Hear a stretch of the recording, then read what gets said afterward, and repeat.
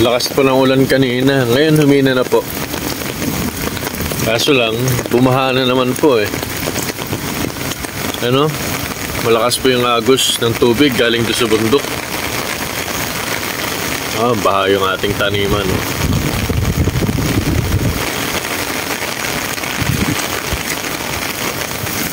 Maapaw na rin po ang tubig dito sa may tulay. Nabarahan na naman siguro ito na malalaking kahoy.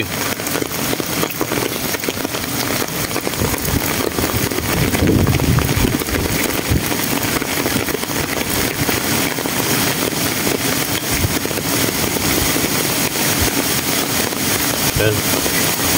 Malakas ang agos. Ito yung tulay oh. Malalim po yan. Lampas tao po ito.